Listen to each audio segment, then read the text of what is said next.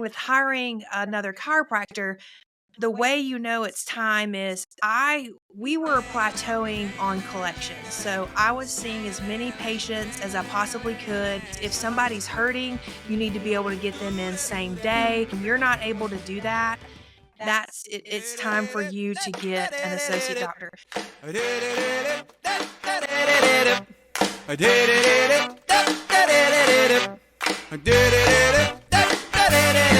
Dr. Duncan says, if you want to know about business, health, and places to go, welcome to the show. Yeah, welcome to the show. If you know that you want to grow your business, your practice, and portfolio, welcome to the show. Hello, and welcome to $1 Million Chiro, the podcast for chiropractic practice owners. I'm your host, Dr. Mary Frances Duncan, founder and CEO of Simply Southern Chiropractic Center in South Carolina. I'm a chiropractor by trade in an entrepreneur's body. I'm excited to guide you through this journey at the crossroads of chiropractic care and the art of successful practice management. If you haven't already, check out my website, milliondollarchiro.co, where you can access all of our previous podcasts, online courses, and gain more insight on one-on-one coaching with me. And don't forget to stay connected by following us on all social media platforms at $1 Million Chiro. You can listen to $1 Million Chiro, the podcast, on all popular streaming platforms like Spotify, Apple Podcasts, and YouTube. Ultimately, if you enjoy what you're hearing, please hit that subscribe button and leave us a glowing 5-star review. Reviews allow us to hear from our listeners and what interests you. Now, let's get to the backbone of it all.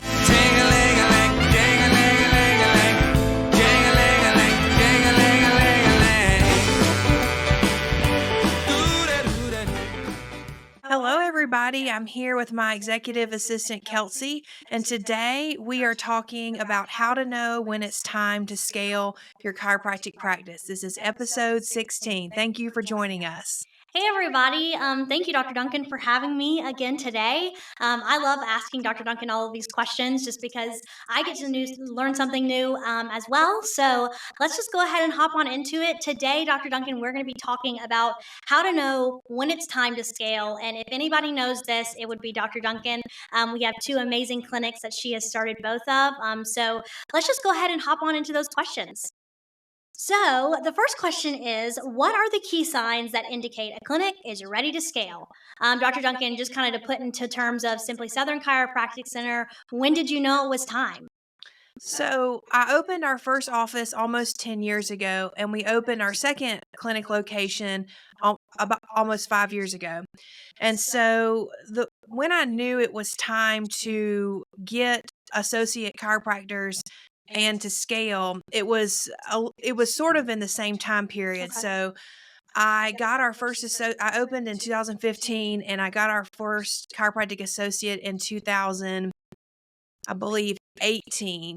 And so you need to scale, so you get help first. So you get chiropractors in first because you can only see so many people, and then sometimes that requires you to have more space. So with hiring another chiropractor, the way you know it's time is we were plateauing on collections. So I was seeing as many patients as I possibly could. We had more patients that were ready to come into the door. We couldn't schedule these new patients out for 3-4 weeks at a time, and that's, in my opinion, is not good for a chiropractic practice. If somebody's hurting, you need to be able to get them in same day, if not same day, at least in the next several days. And so when you're not able to do that, it's time for you to get an associate doctor. Now I'll say this, this means for the owning doctor, if you're practicing, you need to be working your tail off. I was practicing 6 days a week. I was seeing patients. I'm not saying you have to see people 6 days a week, but I do think you should see people 5, Right. especially when you are trying to scale. We were open. I would work, consistently for years. I'd see people for 10, 12 hours a day. You can take an hour or so at lunch if you want to, or 2 hours even, but you need to be totally maxed out on the amount of hours that you can see patients in your clinic.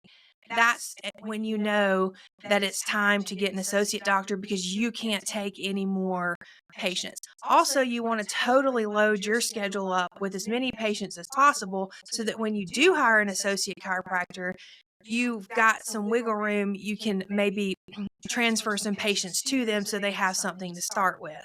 So, once you get some, an associate, one associate doctor or a couple in your space, and you realize again that you've plateaued, that you cannot take any more patients, you cannot increase collections because of a space issue, then it's time to look into either a larger location, adding on to your location, or either a separate location in a separate area. So for us, we have my first building is very small. It's about, I'd say I think it's like 15 or 1600 square feet. It's pretty small. And so we were running out of physical space. And so what we did was, when we got more doctors in there, we had to tier our schedules where not every doctor is treating on the same day or at the same time. So our clinics we're open pretty much 7:30 a.m. to 7:30 p.m. every weekday, but our doctors work on different shifts. So we had to be very creative with that building. It was very small to be able to get patients in and out. But you can do that for only so long before you need more physical space. And that's how I knew it was time to open up an office in a different location. Wonderful, and I'm really excited to talk through that discovery. It seems like it really matters when you kind of get to that plateau point, is when you really need to consider moving, adding a doctor, or opening another practice, which is a huge deal in the business side of things. All right, so Dr. Duncan, we've talked a little bit about when you knew it was time to scale the clinic with a new doctor versus a new even location. So let's first talk about how did you know, what did financials play a factor in when it came to hiring a new doctor? And did you have to consider financials in doing so? Sure. So once I realized that we needed a new chiropractor, first of all, I had no idea how long it was going to take to find somebody. It took me a year to find my first associate chiropractor. And so, before I decided to hire, obviously we were ready financially to bring somebody on. But in that time frame that it did take us to find a chiropractor, I was able to put more and more away for an associate doctor. So this is sometimes hard when you first start hiring associate doctors because you're not sure about your numbers. But so when we bring on an associate chiropractor, I pay them a base salary and then eventually a commission on their collections. And that's a combined salary. But when they first start, an associate doctor is a liability to the clinic. So they don't have any patients. They don't know how the system works. We're paying them a doctor salary, but they're not able to produce. So you've got to figure out how much it costs you to break even with a new chiropractor, and that in per month. And that is a great starting point for their base salary, not their commission, but their base salary. So you've got to figure out how much does it cost for you to operate your clinic. If you bring on a new chiropractor, do you have to hire more assistants? So labor is always going to be the most expensive cost in your business, probably. So, and that's definitely ours. Like our payroll is the biggest expense that we have here at Simply Southern Chiropractic Center. So once you can figure out how much it's going to cost to run your clinic, including assistant salaries, salaries of the office, are you spending more on marketing, and figure out what that is, and then that can be your base salary. So I think you do need to have that saved, or the ability to pay that to your associate before you start looking. You definitely need to make sure that you are able to pay them, because in the beginning, the new doctor's not going to be able to bring in collections. They're not going to have a lot of patients on their schedule. And so you're going to be paying them way more than what they're bringing in to you. So it's an investment. Right. And that takes time, and it can take a year and a half to 3 years for that doctor to totally get up to speed and really be bringing in profit for your clinic. So if you are a chiropractor listening to this that is looking for a job in a chiropractic office, I tell this to my associate doctors all the time. If a clinic is not busy, the clinic cannot afford you at all. So if a doctor is trying to bring in an associate and the clinic isn't busy, you need to ask some questions about why. Because sometimes a clinic will bring in an associate doctor to try to save their practice. They think an associate doctor can bring in their own patients, that they're going to invent new ways of marketing, and it's just simply not true. Typically, associate doctors don't want to do these things. That's fine. I mean, owning doctors don't want to do these things a lot of times with marketing and going out and getting patients. But doctors, if you are looking for a chiropractic job at a chiropractic office, just you need to make sure that it's busy. And if the owning doctor or the doctors that are at the clinic are so busy that they can't take on any more patients, that's usually a great situation because there is room for you and there is money to pay you there. So that is how I think you should start thinking about, how am I going to pay an associate doctor? Right. And so now let's kind of consider how was it for you opening up a new clinic?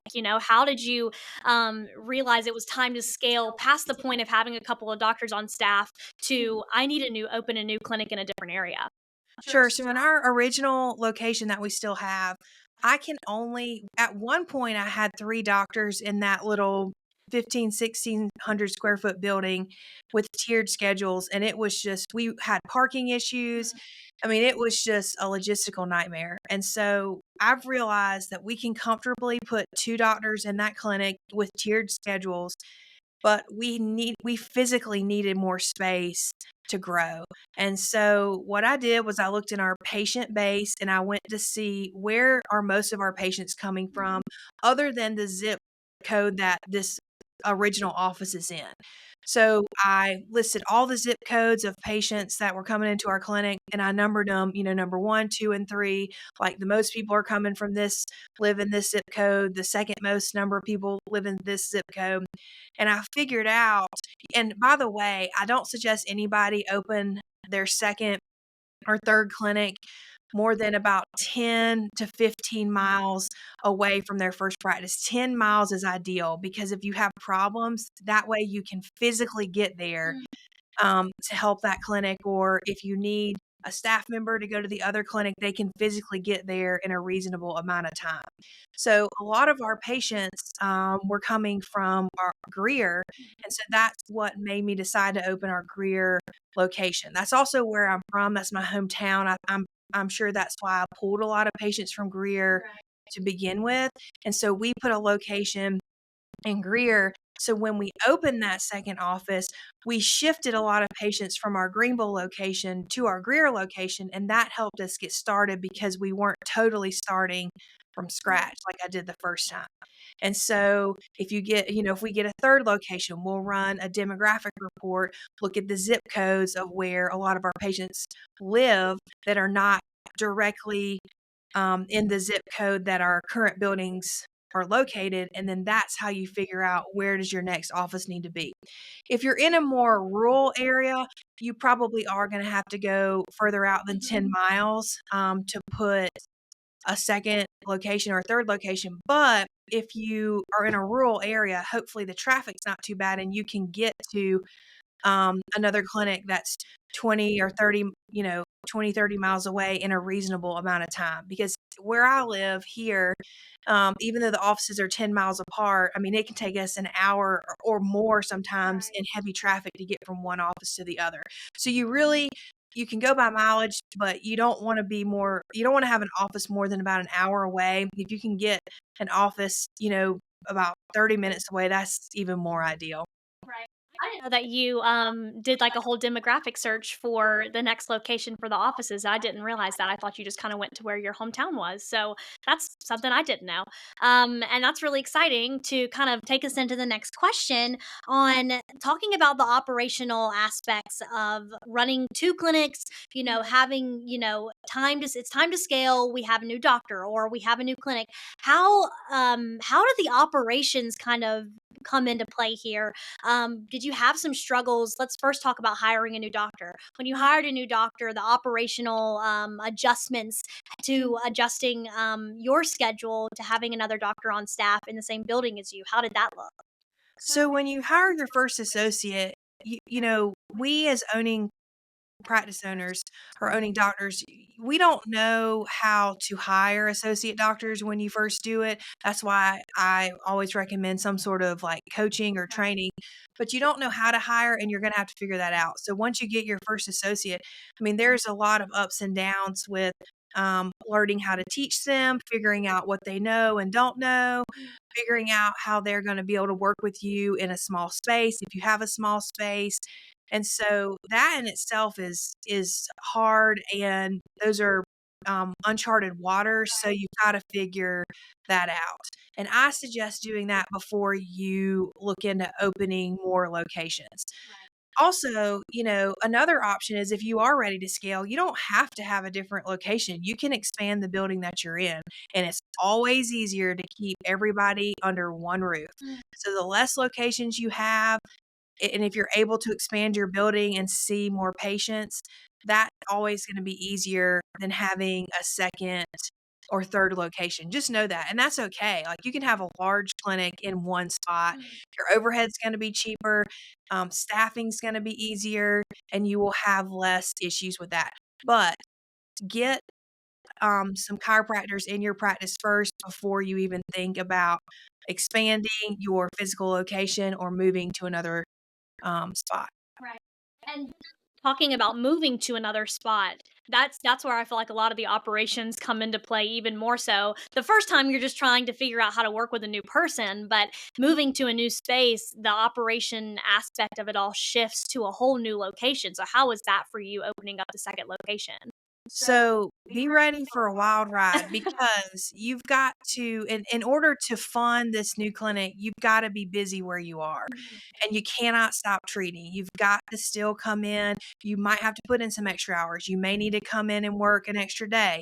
You may need to work during lunch. I mean, I did that all the time. So, I mean, to me, if you're at the office, you might as well be busy. So take patients, get patients in the door. But at the same time, on the weekend or after work, I mean, you're going to need to go and um, if you picked another location, if you're doing a remodel, you need to go and check on that. I'm sure you're going to have to meet with your contractor or subcontractor. It's a lot. Just know that it's a lot, but don't stop treating and don't let off bringing patients into your clinic, because you're really going to need that when you open that second location, or you once your expansion of your primary location is over, you want the patients to be able to fill the space. Just a quick question too on that side of things. When it comes to how we run things at Simply Southern Chiropractic Center, did that change at all? Like how you pulled patients to the back, how you put them, how chiropractic assistants put them in the adjustment room, how we take them to different therapies. Did that change at all when you open a second location? Did you kind of switch up any type of operations? So for practice owners, you do need to have your systems down pat before we're opening up a second location. Okay. So even if the location has a different layout or the flow is different, you need to be using the same system for both locations. So the second office should be better than your first. You should have, hopefully you'll realize, okay, if I were to do this over again in my first clinic, these are some of the things that I would do. Or I would add this structure, I'd add a bathroom here, or Right. I would make my reception area like this. So those things need to be figured out. And if you've got a good thing going in your current clinic, I suggest just to replicate that in a second office. And so your systems need to be the same, and you may have to change the flow up a little bit based on the layout of your space, but you should still be using the same systems because that system worked to get you where you are, and that's the system you're going to use to scale. Now, you may need to tweak it, but use the same system, and you've got to set a foundation with the system before you even think about opening a second location or adding on. Now, do you also think kind of playing into that as well with patient consistency, if you're moving patients from one location to another like you did kind of in Greer, was that also very important in that way as well, where, patients are coming in, they're used to being seen a specific way in your first location, so you kind of want to make sure that that's replicated in the same way? Their care should not change at all. Right. Okay, so Dr. Duncan, even with scaling to a new clinic or adding a new doctor on staff, how do you ensure that these patients are, your mind might be somewhere else, but how do you ensure that these patients are continually getting the same quality of care they always have? So my suggestion is, as the owning clinician of a chiropractic practice, you need to physically, when you at least start, you need to physically be in your new space. Mm. Now, don't abandon your old space because I made that mistake. So when the cat's away, the mice will play, and Mhm. that is 100% true. So I would make sure that you are treating in your new space and your old space at the same time, at least for a year or two when that new clinic opens. Now, the third time that you scale, you open a third clinic, might not have to do this, Mhm. but this is the first time you're adding on another location. You need to physically be in both locations so that your staff know what's going on and you're making sure that patients are still getting the quality of care that they did prior to you opening up a second location. So, in our case, I mean, my patients were still my patients. I saw my patients just in a different location. They were still seeing the same doctor, as we talked about earlier. We still have the same systems. The location changed and the way the building looked changed, but other things should not change. And this is in your control, clinic owners, because you can control what your space looks like, how it flows. I mean, these are all things that you want to be thinking about when you're looking to scale or looking for a new space. So I know you mentioned kind of that being a mistake of like, don't abandon that first clinic. So what are some other mistakes that could happen with scaling? Talk us through that. So in my situation, I got really focused. I did still continue to treat in our primary location, which I Right. still do to this day. I'm still there a day a week. But I got so focused on the opening of the new building. Also, when we opened up our second location, it was the week that COVID started. We had COVID thrown in there. The world shut down. We weren't able to see patients. Um, we were scared we weren't going to be able to see patients. And so hopefully we don't have a world pandemic when you're trying to scale and open up your second or third location or expand the location that you're in. But what happened was is I didn't, and this is lesson learned to me. I did not spend enough time with my staff in my original location. I did not keep an eye on them. I did not keep tabs on them. And my team stopped using some of our systems because your systems are an infrastructure and it is how you can scale any sort of practice. That's how you want to make sure you have systems in place, and then you can add people to a office and teach them the system, and everybody is cross trained and everybody works together. But anyways, I had some issues with my staff. I had to clean house. I let go an office manager or front desk lead, a chiropractor, and another staff member. And so that was not fun. I had to do that in the first year that our second clinic was open. But looking back, I had some issues. We talk about hiring. Hiring is so important, and figuring out to hire is such a tool, a big tool that you can use to make sure that you have the right people where they need to be.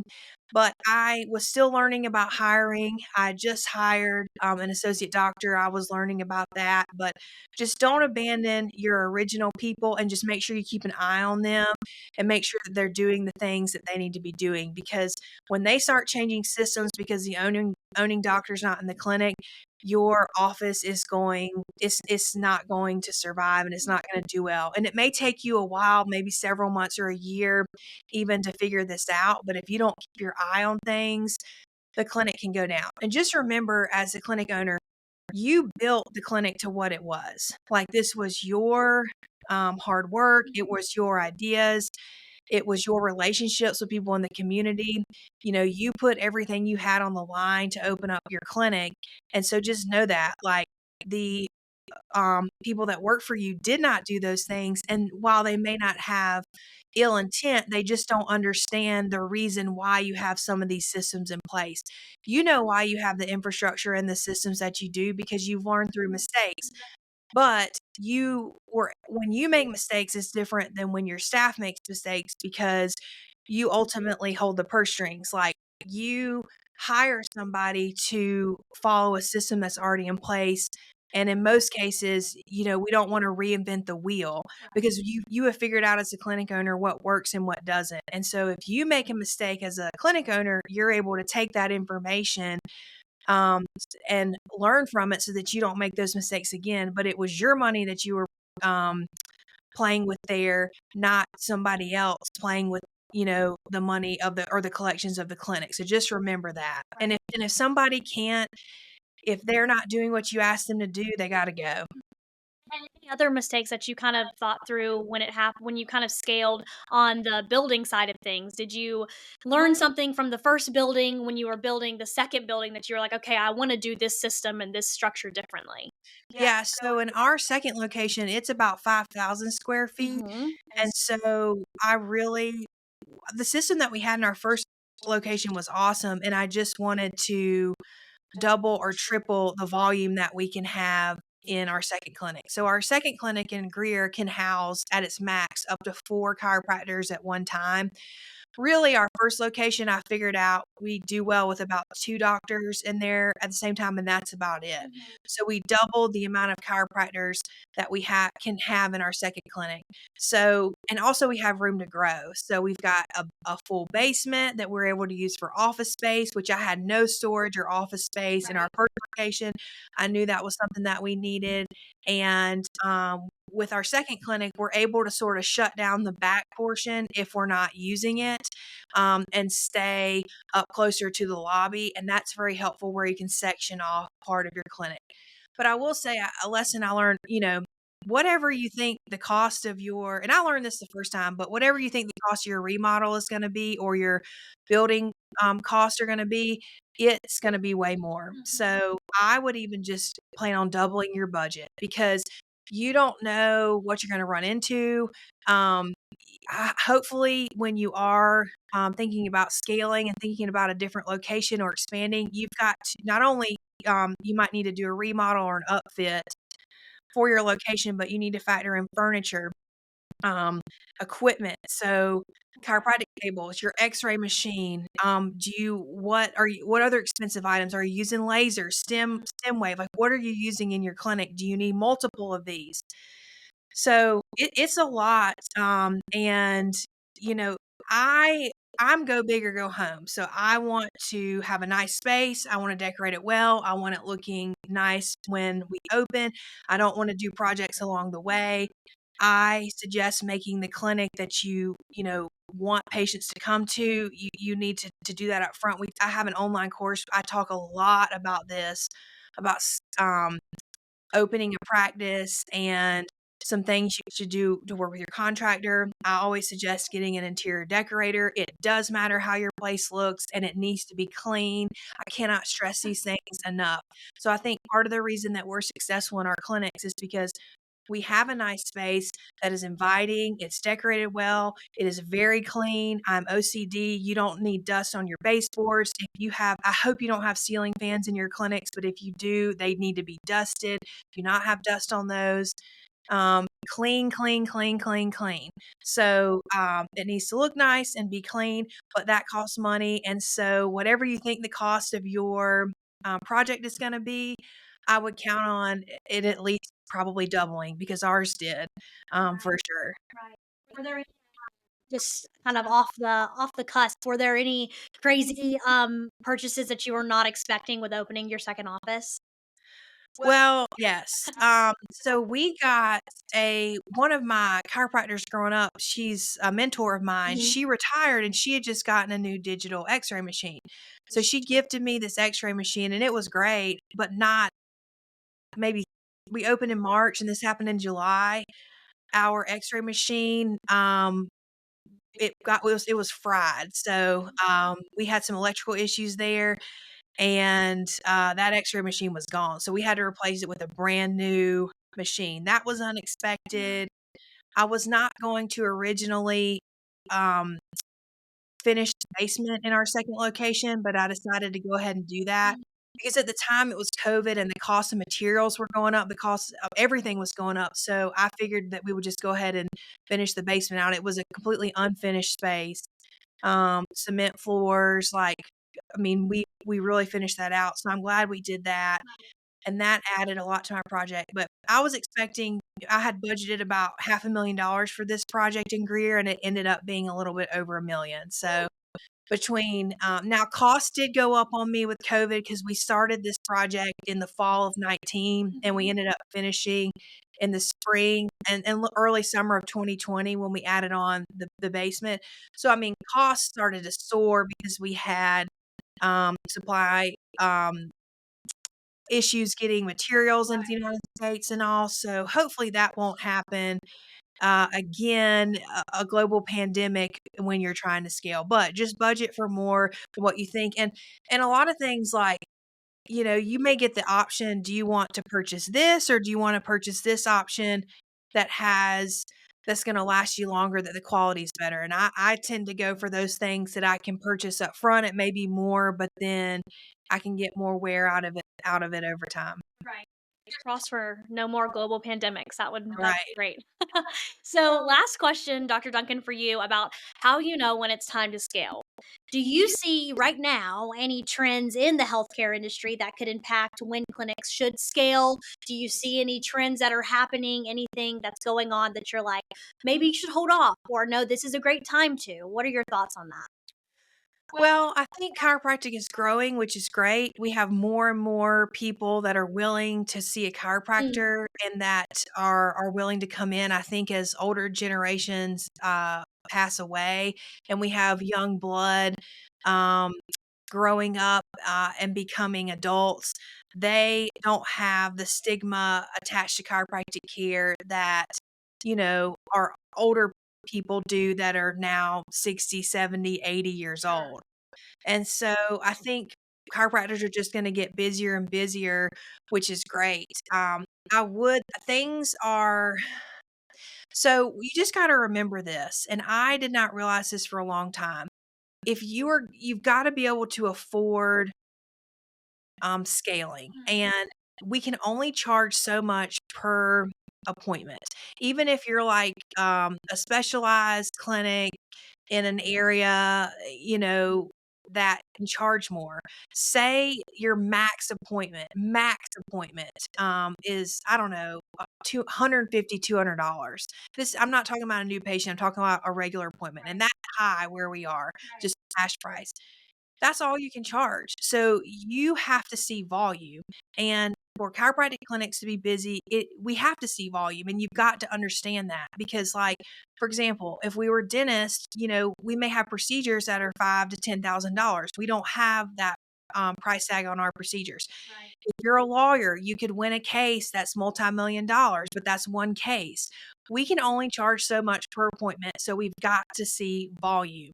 And but just know that, like, you've got to have the volume coming in the door, and you've got to know that you can get more patients in your clinic, or you're not going to have enough to scale and to be able to finance this second location or expanding your clinic. So, you know, since there's a cap on what you can charge, you have to see more people. I would be very careful. I would always get a line of credit, and then the best loan is going to be an SBA loan from the Small Business Administration. Typically, you're going to have the best rates on that and the most amount of time to sort of pay that back. And just know that you just ask for more money than you think you need because you'll need it. Get a line of credit that'll help you if you get any sticky situation where maybe you don't have patients coming into your clinic in the beginning. But it is scary, and it is you've got to have some faith. But if you've got a system and an office that's running well and working well, and you can replicate it, so that's why I always say get some chiropractors into your clinic first. And if you can replicate your system, if they can do the same thing and still grow, then you should be okay to open up more clinics or to expand. But don't get too far out in front of your skis. Like, yes, we want to grow, but you don't want to grow too fast. Like, I see doctors sometimes, they'll come out of school and they'll open up their first clinic and they do great, and immediately they're opening up number 2, 3, and sometimes 4, and then it's not sustainable, and ultimately it ends in bankruptcy. So be careful, go slow. It's okay if it takes you a little while to scale. You need to get your infrastructure and your systems in place first. That's the biggest piece of advice that I can give you. Absolutely. Anything else, Dr. Duncan, on how you know when it's time to scale, or you think you covered all your bases? Yes. So when you're this is when you're hiring associate doctors Mhm. into your when you're hiring more doctors into your clinic, that does not mean that you can stop treating the amount of patients that you're treating, Okay. because you're bringing on another doctor. You have to pay another doctor's salary. So you still have to treat all the patients and the volume that you are treating to be able to sustain financially sustain growth. So you cannot let off of your treating for a while, and a while I mean usually a couple years, until your newest doctor, they are at least 75% capacity. So you've got to continue to see the volume, because that's what's paying the bills in the clinic. Now, several years down the road, I'm talking 4 or 5 years down the road, you can start the process. I mean, hopefully 5 years down the road, you can back off as the clinic owner from treating so that you can help grow your clinic and your practice. But, between the time that you hire an associate doctor and, the mark where you can not be in the clinic, in the treatment room as much, you can start to slowly stop taking new patients as the owning um, doctor, and then you can scale back. So in my case, it took me about 5 years. I treat 1.5 days a week now, but it took me about 5 years to get here. But I went from treating 5 days a week to 4. And then I went from 4 days a week to 3.5. And then I started to scale back. But you stop taking new patients and you just keep the patients that you have. And as your patients go from active care to maintenance care, they're going to get on a schedule where they see you every 2 weeks, 3 weeks, 4 weeks. And so you want to try to get them on the same day. Now, if they can't come on the day that you are treating, then their options are to see another practice owner, or excuse me, their options are to see another chiropractor, and not the practice owner.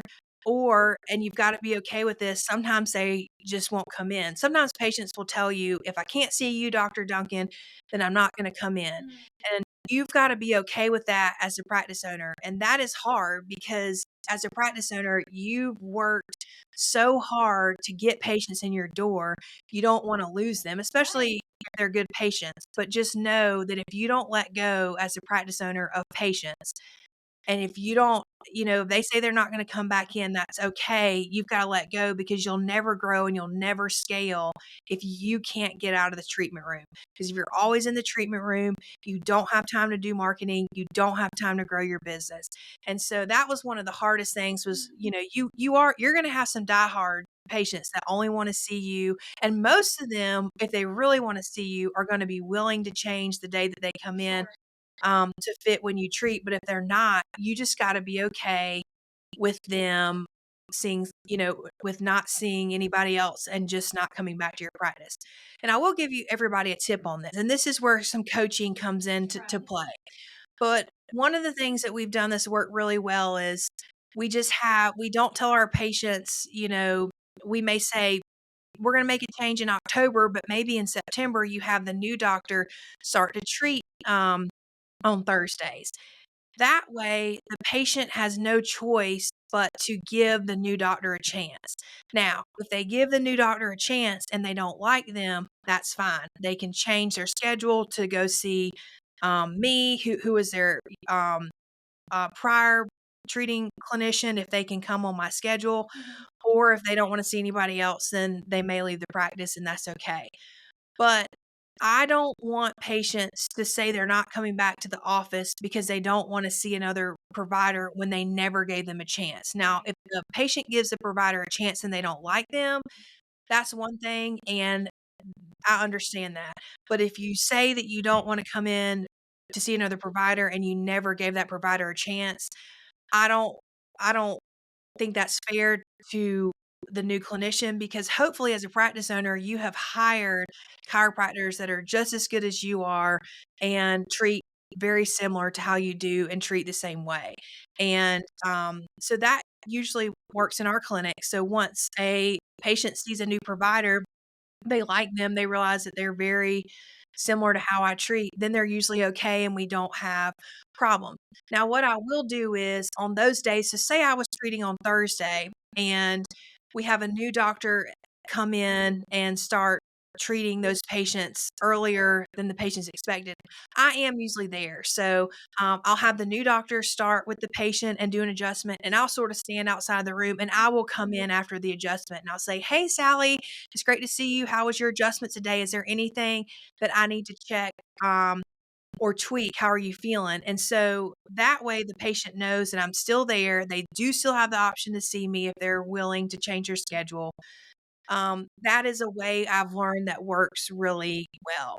The other thing is, hopefully, when you're going to change, when the practice owner, you're going to drop back your hours. You need to plan this like 6 months or a year in advance, so that we talk about advanced multiple scheduling. So when we schedule the patient out for their entire initial treatment plan. When a patient goes from an initial treatment plan to maintenance care, we schedule them out for a year. So hopefully, as the practice owner, when you're going to start scaling back your hours. So when you go to schedule that patient for the next year and you're not working on Thursdays, then you tell the patient, "Hey, starting in October, Dr. Duncan's not working on Thursdays. She is here these other days. Does that day of the week work for you?" Right. And so you start to do this in advance. So really, by the time that you get to when you're going to scale back, you really, on those days that you're not going to be treating, only have active treatment patients. And your maintenance patients, especially if you plan this out a year in advance, most of those maintenance patients have already been rescheduled to a different day, or you've already discussed with them about seeing a different provider. So that's a little tip that I have, and that usually works really well. But you've got to be um, planning in advance. All right. So, yeah, plenty of tips and tricks and how to scale, when to scale. All who knows it best would be Dr. Duncan, because she has done multiple of these things with new doctors and new businesses and new business locations. So, when it comes to scaling, I think we got a lot of good tips and tricks from Dr. Duncan today. Yes, thank you so much for listening. And I hope that everybody got a little bit of information that can help them in regards to scaling from today's episode. And that's a wrap on another episode of Million Dollar Chiro, the podcast. I hope you enjoyed diving into the world where chiropractic care meets successful practice management. I'm Dr. Mary Frances Duncan, your host. Remember, you can find all of our previous episodes, online courses, and details about personalized coaching with me on our website, milliondollarchiro.co. Stay connected with us on social media at Million Dollar Chiro to stay updated on all things chiropractic and chiropractic practice management. If you found value in today's episode, don't forget to subscribe to Million Dollar Chiro, the podcast, on your favorite streaming platforms and leave us a 5-star review. Reviews help us grow and continue delivering content tailored to your interest. Thank you for tuning in. Until next time, keep aligning your goals with your actions, and let's continue building $1 million chiropractic clinics together. This is Dr. Duncan, and I'm signing off.